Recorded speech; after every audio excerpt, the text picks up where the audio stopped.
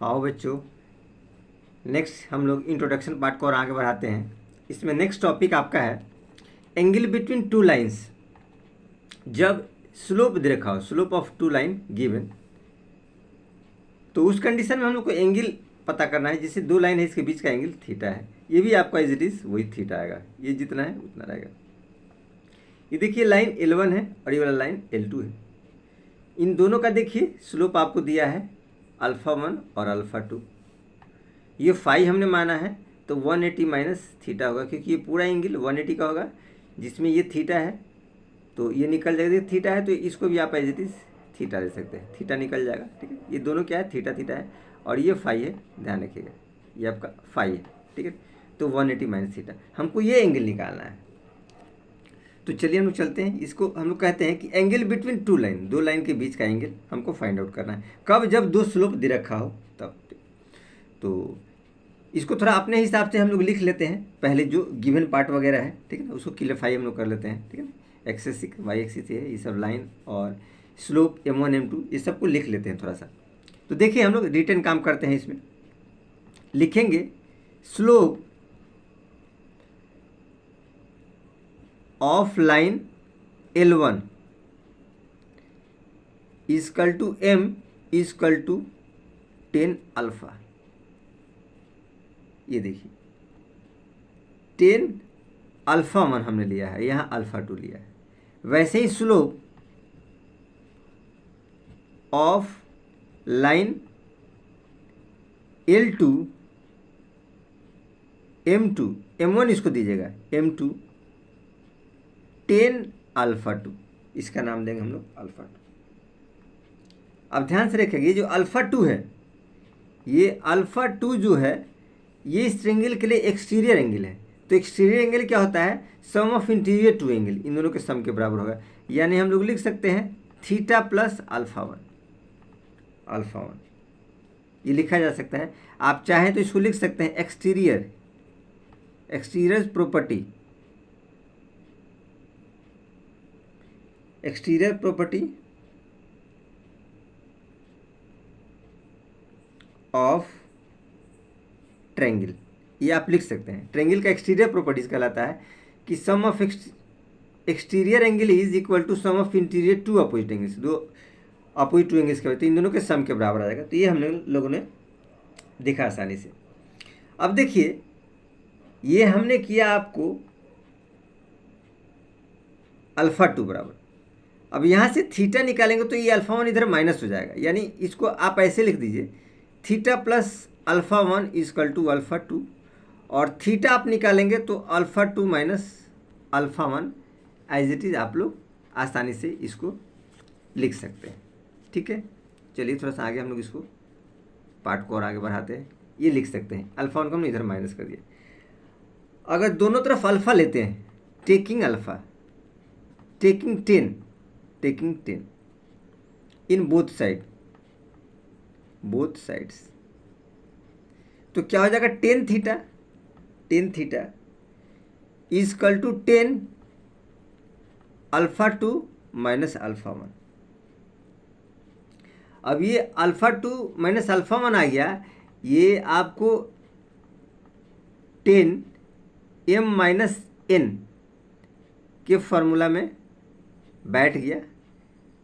तो इसका फॉर्मूला होता है आपको 10 m माइनस 10 n और अपॉन 1 प्लस 10 m और 10 n, ये फॉर्मूला होता है।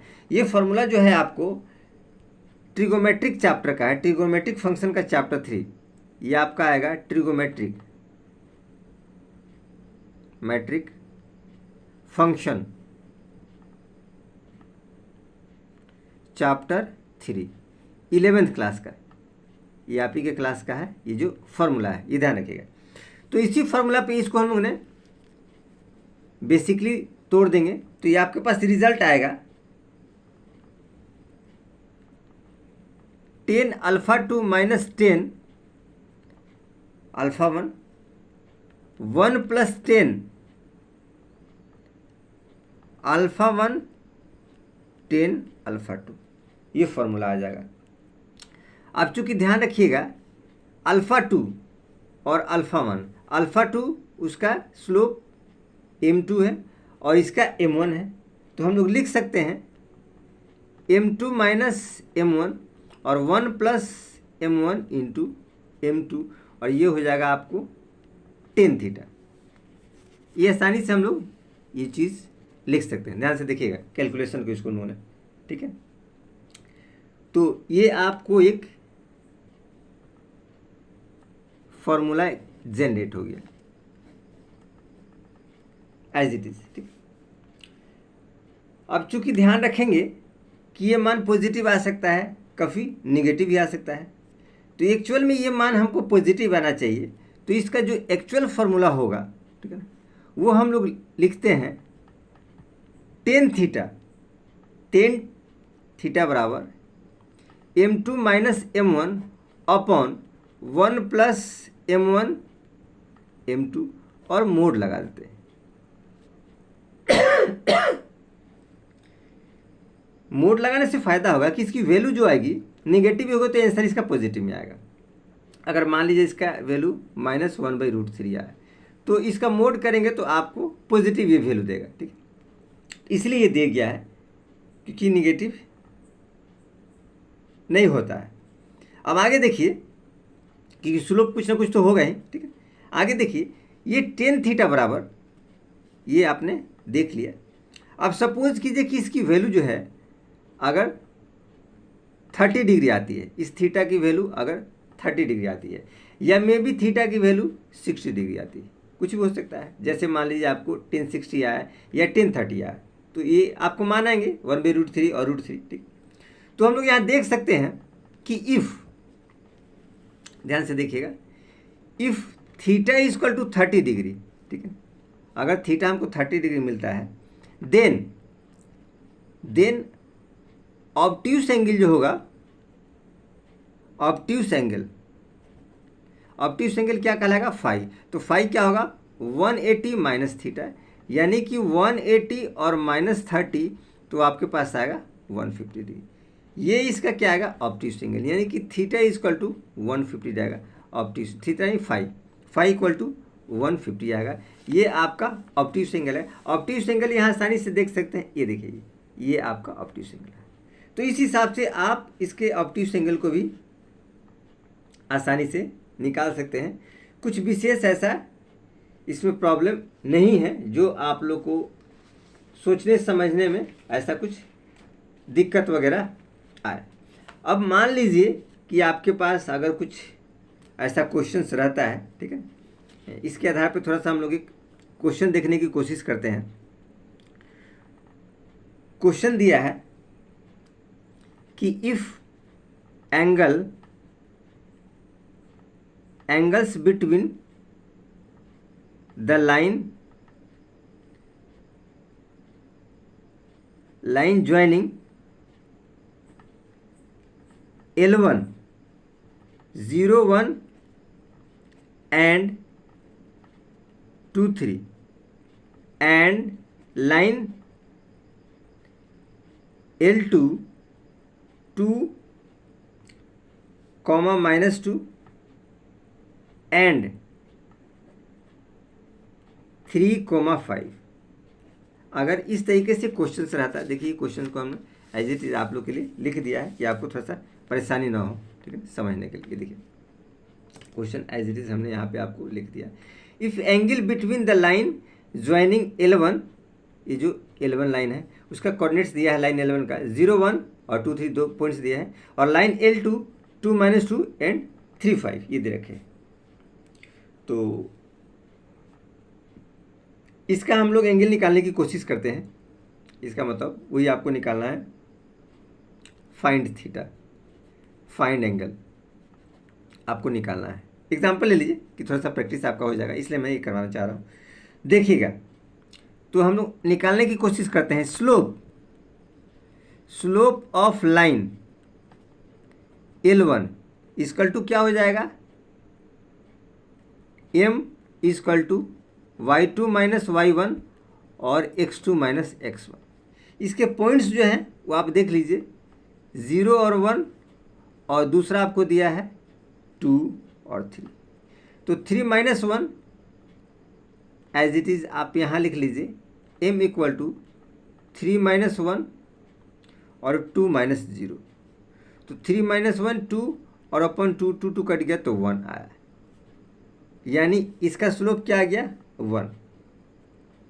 अब आप नेक्स्ट लेते हैं स्लोप ऑफ लाइन L2 की बात करते हैं। तो ये आपका आएगा m2 इक्वल टू वही कंडीशन y2 - y1 और x2 - x1। तो इसके पॉइंट्स को हम लोग थोड़ा सा देखें, 2 - 2 और 3 और 5। तो 5 - 2 5 -2 और -2 और अपॉन में 3 - 2। तो 5 और 2 7 हो जाएगा कि माइनस माइनस प्लस हो गया, तो 7 अपॉन 3 - 2 1। तो इसका रिजल्ट 7 आपको आया, यानी ये m2 जो आया वो आया 7। अब एक्यूट एंगल थीटा जो हम लोग बात कर रहे हैं, एक्यूट एंगल, क्योंकि थीटा जो होता है एक्यूट एंगल होता है, ध्यान रखिएगा। थीटा जो होता है वो आपका एक्यूट होता है। ये देखिए इसमें हम लोगों ने जो डिस्कस किया, ये थीटा आपका एक्यूट होता है, हमेशा ध्यान रखिएगा। तो एक्यूट एंगल जो आपका थीटा है ये आपको निकलेगा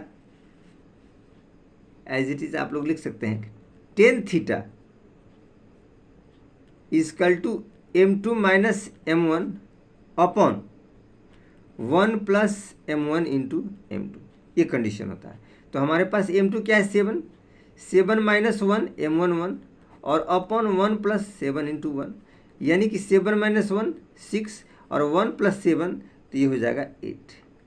2 3 जा 2 4 जा, यानी कि tan थीटा जो आएगा 3/4, यानी कि थीटा की बात करें तो आएगा tan इनवर्स 3/4। ये आपको है थीटा, आपके पास ऑलरेडी ये निकला। अब ऑब्ट्यूस एंगल की बात करते हैं।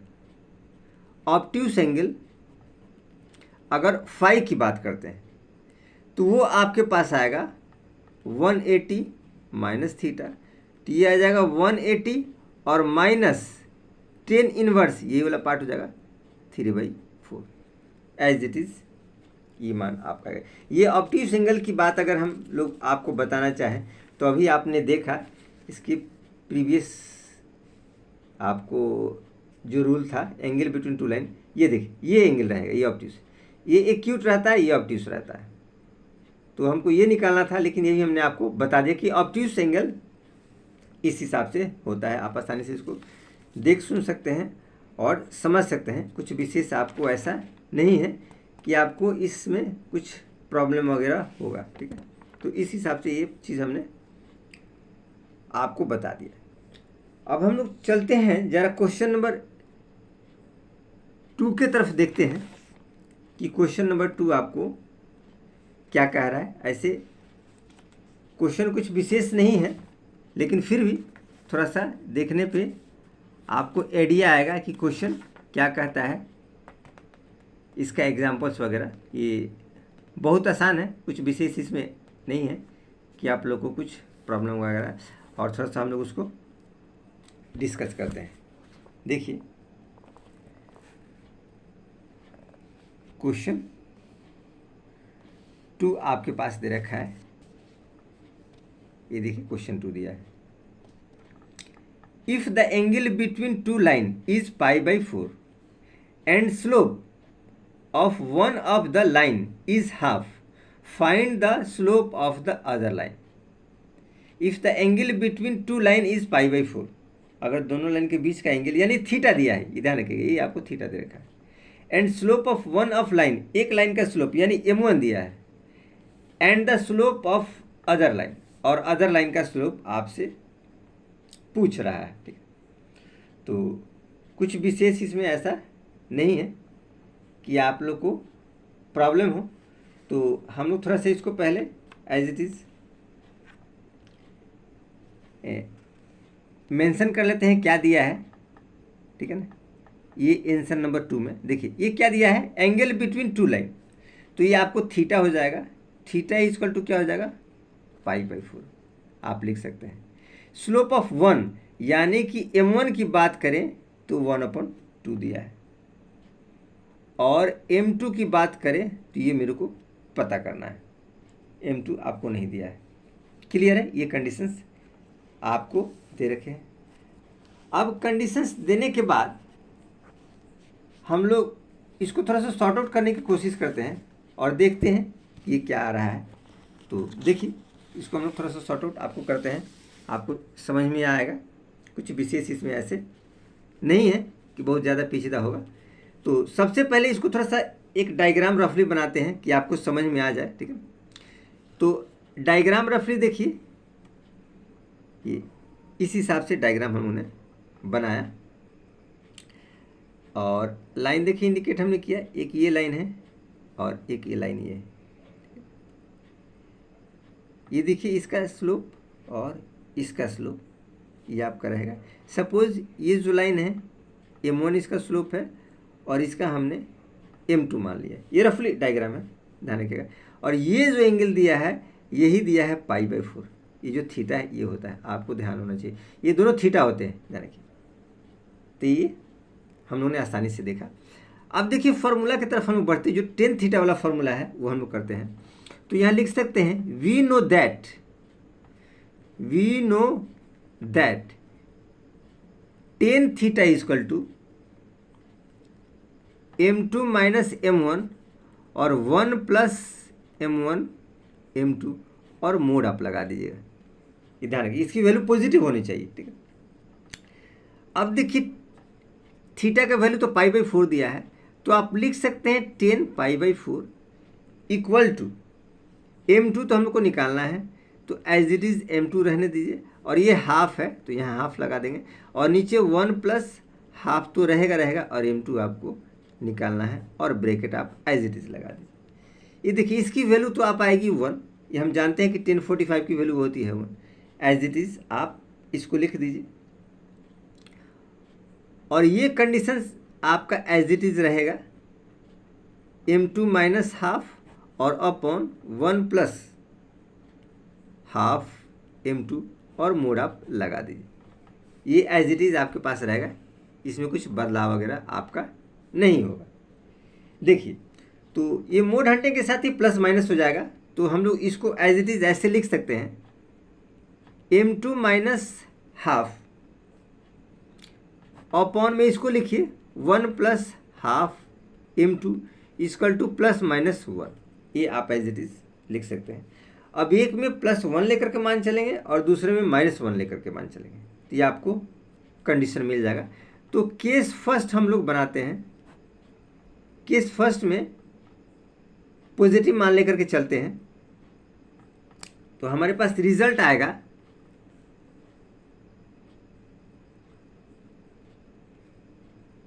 हम लोग के पास रिजल्ट आएगा, देखिएगा m2 minus half upon 1 plus half m2 equal to 1। ये थोड़ा सा आप लोग ध्यान दीजिएगा, थोड़ा सा यहाँ मैं लाइन खींच दे रहा हूँ।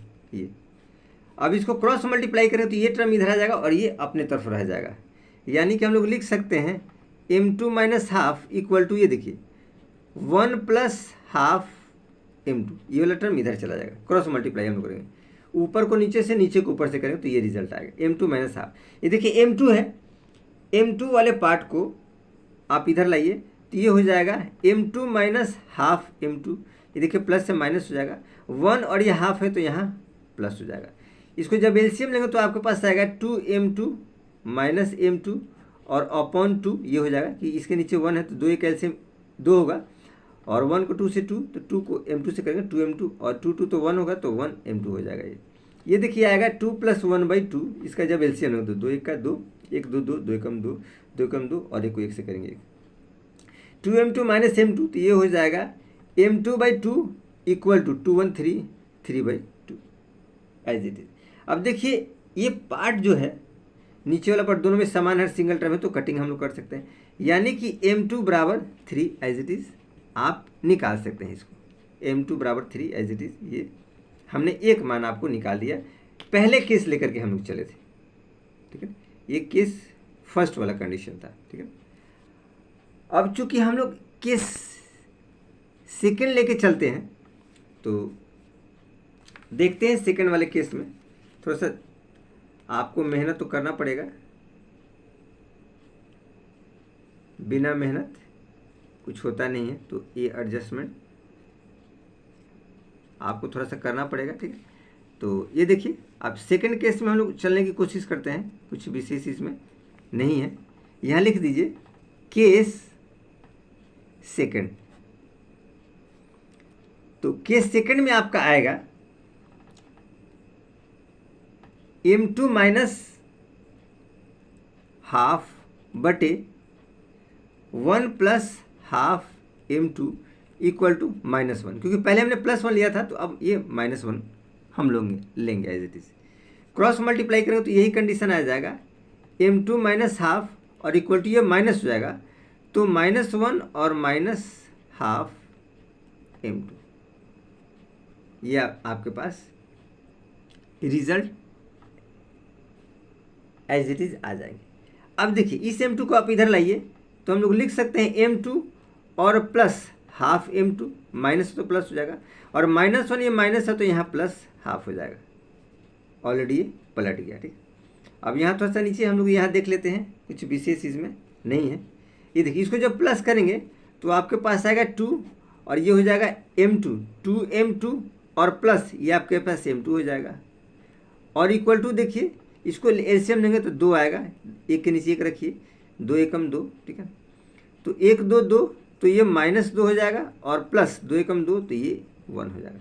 2m2 और m2 तो हो जाएगा ये 3m2 और बाई 2 इक्वल टू 1 में से 2 जाएगा तो -1/2, 2 2 कट जाएगा, यानी कि 3m2 इक्वल टू -1, तो m2 इक्वल टू -1/2। तो इस हिसाब से हम लोगों ने इसका स्लोप देखा आसानी से कि m2 इक्वल टू -1/2 आया, और m1 जो आपके पास m2 जो निकला है, एक कंडीशन में हाफ निकला और दूसरे कंडीशन में जो था वो आपको यहाँ देखिए 3 निकला था। तो दोनों कंडीशन में हम लोगों ने देखा स्लोप आपको निकालना था। स्लोप देखिए, एक का स्लोप ये रहा और दूसरे का स्लोप ये रहा, हम लोगों ने दोनों का स्लोप आसानी से निकाल दिया। तो इस हिसाब से ये आपका एग्जाम्पल कंप्लीट हो गया। इसमें कुछ विशेष ऐसा नहीं था कि आप लोग को प्रॉब्लम क्रिएट करेगा या कुछ विशेष परेशानी आप लोग को जनरेट करेगा। तो बहुत आसानी तरीके से हम लोगों ने इसको कर लिया, जो आपको दिक्कत नहीं हुआ।